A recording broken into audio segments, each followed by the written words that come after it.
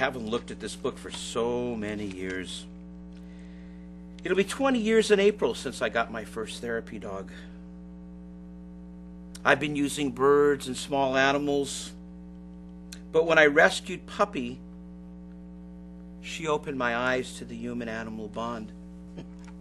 My goodness, this is her first collar.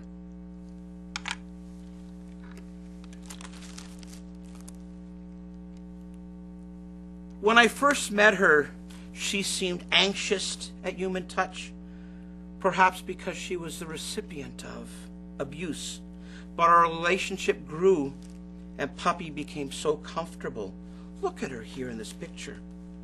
She looks like Carl Rogers with fur. You know, she began to accompany me to work, but I couldn't imagine her impact until she met and moved Diane. You know, I remember that day when she came to see me.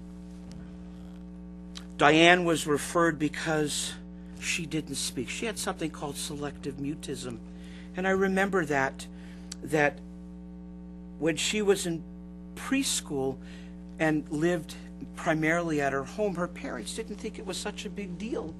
But when she went to kindergarten, she didn't speak to anyone. And so her teacher finally said, you know, we need to do something. And that's when I met her. Now, the first meeting, she wasn't supposed to be there. It was supposed to be just the parents. I remember that day. Puppy ran to the door and began to nuzzle her just like she did with anyone else. And the parents just looked, and then finally I was going to go talk to the parents, so I signed for Puppy to come back. But I looked in the little girl's eyes, and she was almost trying to tell me, I thought, that she wanted Puppy back. So I looked at her and then said, all you have to say, honey, is, Puppy, come. Please come. Now the parents are looking back at me and saying, you know, Doc, in their own mind, there's no way this is going to happen. But for the first time, in a very low voice, they heard their daughter say, Puppy, come. Please come back. Puppy looked at me, and I told her that she could go back. And she immediately walked over to the girl, and they began to cuddle with each other. I told the parents that we weren't going to talk that day, and that I was going to talk to Diane. I sat on the floor with her, and the secret was out. It was the cold nose and a warm heart of a young golden retriever that got her to speak her first words, at least publicly. And we worked together for many months, and she spoke. But the hard part was that she never spoke at school still. So we made a point of visiting the school and having lunch with the teacher, Puppy, myself, her, and the teacher. And that was the first time the teacher ever heard those words, those first very important words. Puppy not only began helping children, but she also helped me understand what Grandma Moses always preached. Life is what you make of it, always has been and always will be. Puppy had a hard start in life, but she showed me and others that you got to make things happen, and you got to turn those lemons into lemonade. But I need to tell you that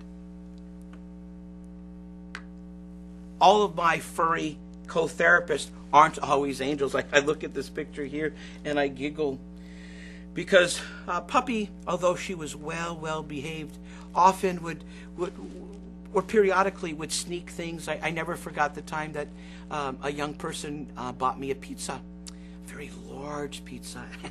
Think of this, and when he came in, he said, Dr. Fine, I bought you this present, but my mom said I couldn't have a slice until I gave you the pizza. And I said, no worries. Put it in the back on a top table. Take what you want, because I was busy doing something else. And I went on with my day, never really remembering that the pizza was there until someone else came to visit that said they were hungry. He says, no, I have a pizza in the back room. And it was funny. When I walked into the back room, I saw Puppy with her legs crossed with the pizza now on the floor in the box perfectly, probably 80% of it eaten. And she looked at me and almost saying, come on in, dig in, I'll be happy to share. So again, the hard part is that they sometimes weren't always those angels. Our actions together began to make a difference. Perhaps it was the love and the actions with silence that gave her the ability to connect with children. In some ways, they speak the same language. In silence and in touch, they were able to communicate. You know, after all, inspiration is the very thing which makes you chase your dreams. She inspired. It's that blissful and excitement in feeling that you get when your heart glides and your soul is moved. But I want to make sure, as I look through these pictures, that I always remember, it's not those aha moments that make the total difference. It's the process. It's the evolution of that relationship that makes a difference. Well, my family of therapy dogs grew. Shrimp. Boy, I haven't seen this picture in a long time. Shrimp was Puppy's son, who became the warm southern gentleman, and Heart, the black lab. Well, she just stole the heart of all people that she met. Heart was loving, mischievous, but very, very intuitive. You know, she trained to be a guide dog, and when we got her name, we were told that we could choose her name with a certain letter, and we were given the letter H. We picked Hershey, they said that was taken. We picked other names, Happy, that was taken. And then my little son said, why don't we just name her Heart?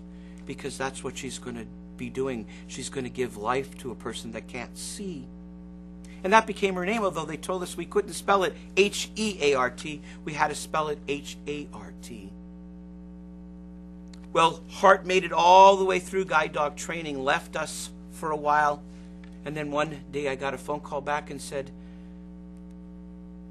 would you like Heart back? Because she had, at her last physical, an echocardiogram, and they heard a small heart murmur. Ironically, Heart had a heart murmur. But she knew how to maneuver herself into people's lives.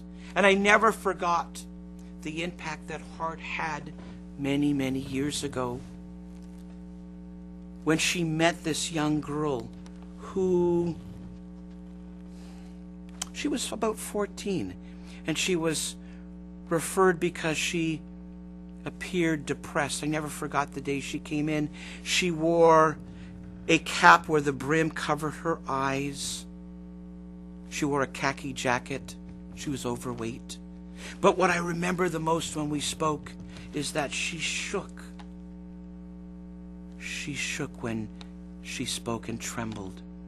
Well, that day, Heart met her. And they began to interact. And Heart would put her face in the girl's lap and snuggle with her. And then when we began to talk, what ended up happening was, because Heart was trained as a guide dog, she would sit under the chair, almost in a way to inoculate her from me.